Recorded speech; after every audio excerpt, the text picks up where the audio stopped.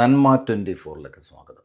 തൃക്കാക്കരയിലെ തെരുവു നായ്ക്കളെ പിടിച്ച് വാക്സിനേഷൻ നൽകി തുടങ്ങി. കഴിഞ്ഞ ദിവസമാണ് 8 പേരെ തെരുവു നായ കടിച്ചത്. ഈ തെരുവു നായക്ക് വിഷബാധ സ്ഥിരീകരിച്ചിരുന്നു. ഇന്ന് തൃക്കാക്കര നഗരസഭ അടിയന്തര യോഗം ചെയർപേഴ്സന്റെ ക്യാബിനിൽ കൂടി. ഈ ഒരു തീരുമാനത്തിൻ്റെ അടിസ്ഥാനത്തിലാണ് തെരുവു നായ്ക്കളെ പിടിച്ച് വാക്സിനേഷൻ ചെയ്യാൻ തീരുമാനമെടുത്തത്. അത് ഇന്ന് തന്നെ നടപ്പാക്കി തുടങ്ങി.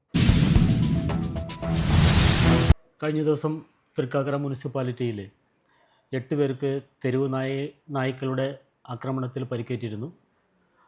തുടർന്ന് തെരുവ് നായയെ മണ്ണുത്തി വെറ്റിനറി കോളേജിൽ പോസ്റ്റ്മോർട്ടത്തിന് വിധേയമാക്കി.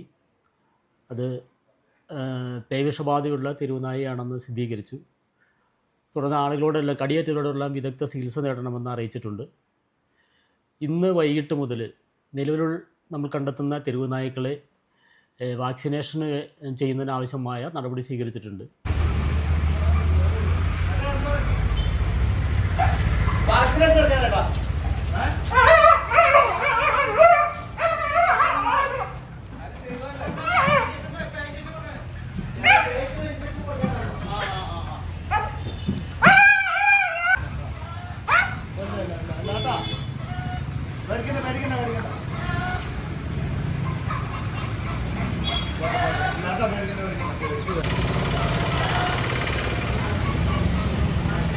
വാക്സിനേഷൻ ചെയ്യുന്നതിന് വെറ്റിനറി ഡിസ്പെൻസറിയിലെ ഡോക്ടറെ ചുമതലപ്പെടുത്തിയിട്ടുണ്ട്, വെറ്റിനറി സർജനെ ചുമതലപ്പെടുത്തിയിട്ടുണ്ട്.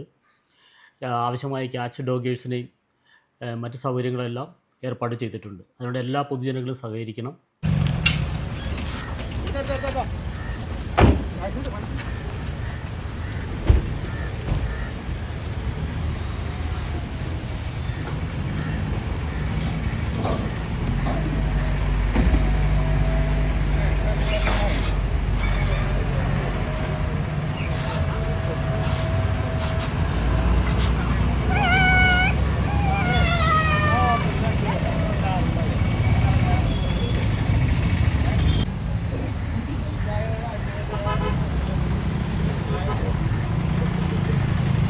വളർത്തു നായ്ക്കളാണെങ്കിലും വീട്ടിൽ വളർത്തുന്ന മറ്റ് പെറ്റ് അനിമൽസ് ആണെങ്കിലും അടിയന്തരമായിട്ട് വാക്സിനേഷൻ എടുക്കുന്നതിനുള്ള നടപടി സ്വീകരിക്കുന്നത്. അതിനുള്ള സൗകര്യം നമ്മുടെ വെറ്റിനറി ഡിസ്പെൻസറിയിലുണ്ട്.